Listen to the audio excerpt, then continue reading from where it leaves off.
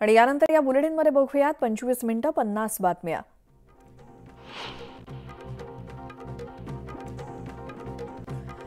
सांगलीच्या चांदोली धरण पाणलोट क्षेत्रामध्ये सलग दुसऱ्या दिवशी अतिवृष्टी झाली आणि गेल्या 24 तासात चांदोलीमध्ये 105 मिलीमीटर पावसाची नोंद झाली आहे। अतिवृष्टीमुळे परिसरातील ओढे नाले तुडुंब भरून वाहू लागलेत। धाराशिव जिल्ह्यामध्ये मुख्यमंत्री लाडकी बहीण योजनेसाठी जिल्हाधिकारी सचिन ओंबासी यांनी महत्त्वाचा निर्णय घेतलाय।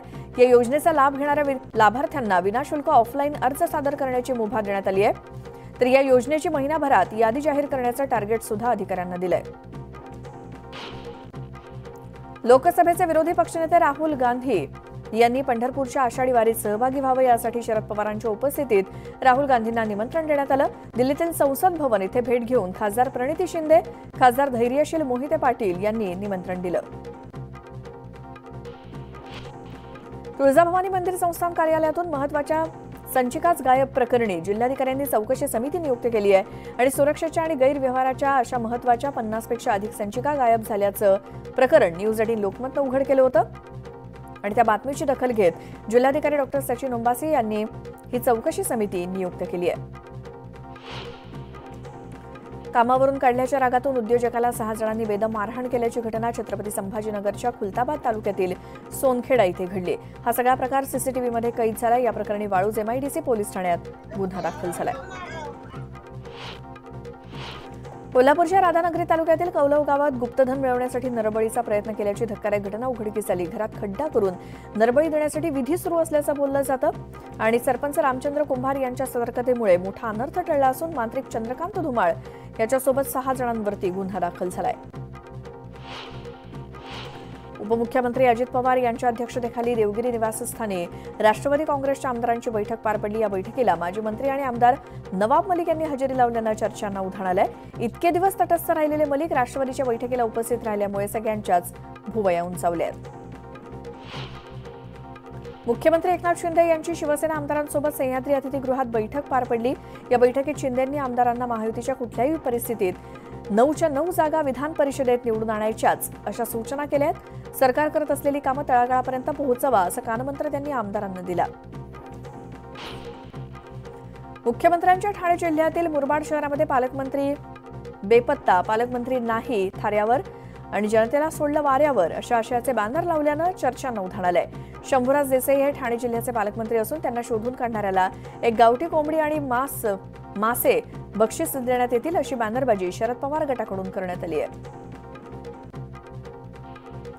वर्ध्यातील हिंगणघाट मतदारसंघातील वाघोली इथल्या शेकडो राष्ट्रवादी काँग्रेस आणि काँग्रेसच्या कार्यकर्त्यांनी भाजपात प्रवेश केलाय।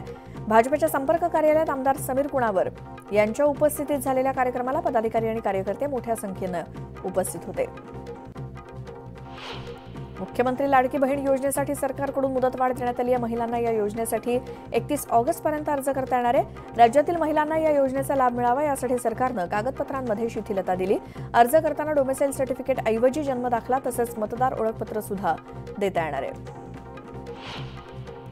अमरावती पाठोपाठ आता अकोल्यात सुद्धा मुख्यमंत्री लाडकी बहीण योजनेत महिलांची आर्थिक लूट होत असल्याचा प्रकार समोर आला।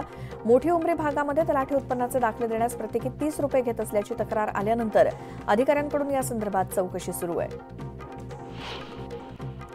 लोणावळ्यात मागील 5 दिवसांपासून मुसळधार पावसानं हजेरी लावली, त्यामुळे सध्या पाऊस आणि धुक्याचा खेळ बघायला मिळतोय। लोणावळ्यातील सहारा ब्रिज टाटा धरण परिसरात संपूर्ण हा परिसर धुक्यात हरवलाय, त्यामुळे आल्हाददायक वातावरणाचा आनंद पर्यटक लुटतायत। मावळमध्ये मुसळधार पावसानं हजेरी लावली, त्यामुळे भात लागवडीला वेग आलाय। मात्र सध्या मजुरांची संख्या कमी असल्यानं नागरिकांना मनुष्यबळाचा अभाव जाणवतोय, त्यामुळे कृषी विभागाच्या सल्ल्यानं यंत्रानं भात लागवड करण्याला शेतकऱ्यांनी प्राधान्य दिलंय।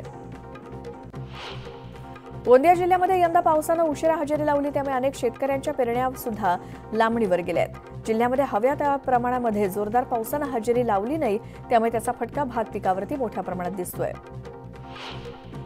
ठाण्याच्या बाजारपेठेत भाज्यांच्या दरात चढ उतार दिसतायत। फ्लॉवरचे दर 10 रुपयांनी कमी झाल्यानं फ्लॉवरला प्रति किलो 70 रुपये भाव मिळतोय, तर कोबी प्रति किलो 80 रुपयांवर पोहोचलाय। आलू, टोमॅटो, भेंडी, फरसबी, चवळी आणि शिराळ्यानं 100 गाठले, तर मटारच्या दरानं 200 गाठलंय।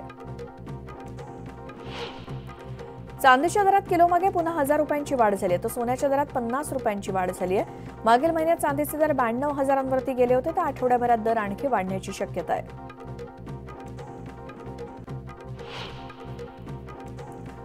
अकोला महापालिका आयुक्तांनी स्थायी समिती सभागृहात स्वच्छता विभागाची आढावा बैठक घेतली। रस्त्याच्या कडेला नागरिक कचरा टाकत असतील तर त्यांच्यावरती दंडात्मक कारवाई करा असे आदेश महापालिका आयुक्तांनी दिलेत। रस्त्याच्या कडेला कचऱ्याचे ढीग आढळून आल्यावर संबंधित स्वच्छता निरीक्षकावरती नियमानुसार कारवाई करण्यात येईल असा इशारा आयुक्तांनी दिलाय।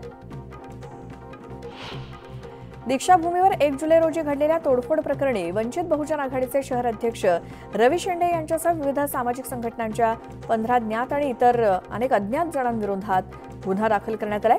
दीक्षाभूमीवरती झालेलं हिंसक आंदोलन आणि बांधकाम साहित्याची तोडफोड आणि आग लावल्याच्या घटनेबद्दल नागपूर पोलिसांनी बजाजनगर पोलीस स्टेशनमध्ये गुन्हा दाखल केलाय।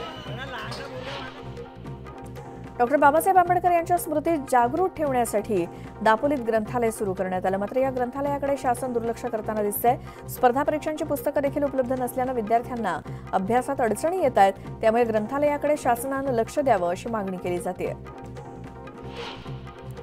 बीबीए, बीएमएस, बीबीएम तसंच बीसीए या अभ्यासक्रमांसाठी आतापर्यंत 5500हून अधिक संस्थांना मान्यता देण्यात आली आहे। मात्र शिक्षण संस्थांना नोंदणीसाठी पुन्हा मुदतवाढ देण्यात आली असून आता विलंब शुल्क भरून 16 जुलैपर्यंत नोंदणी करता येणार आहे।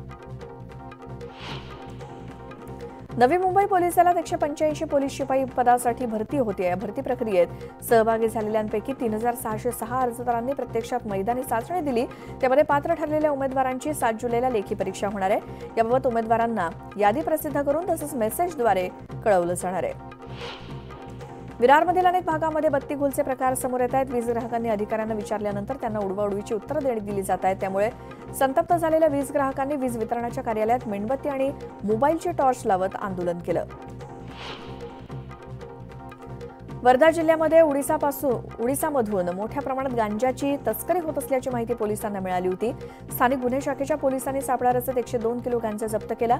पोलिसांकडून एकाला अटक करण्यात आली आणि तस्करीची भांडाफोड केल्यानं पोलीस अधीक्षक नुरुल हसन यांनी गुन्हे शाखेला 50,000चं बक्षीस जाहीर केलंय। नागपुरातील रामझुला हिट अँड रन प्रकरणामध्ये पोलिसांना न्यायालयानं मोठा धक्का दिलाय। आरोपी रितिका मालूची सुटका करण्यात आली। पोलिसांनी तांत्रिक बाबी न पाळल्यानं न्यायालयानं अटकच बेकायदेशीर ठरवली आहे। उल्हासनगर परिसरात 2 गुंडांनी दहशत माजवली होती। दोघांनी एका तरुणावरती जीवघेणा हल्ला केला आणि हल्ल्यानंतर ते दोघं फरार झाले। अखेर पोलिसांनी सापळा रचत त्या दोघांना अटक करत त्यांची भर रस्त्यात धिंड काढली। सोलापूर शहर स्थानिक गुन्हे शाखेनं मोठी कारवाई केली। पोलिसांनी संशयितरित्या फिरणाऱ्यांची चौकशी केल्यानंतर घरफोडीच्या 6 घटना उघडकीस आल्या। त्यांच्याकडून तब्बल 28 लाखांचा मुद्देमाल जप्त करण्यात आलाय।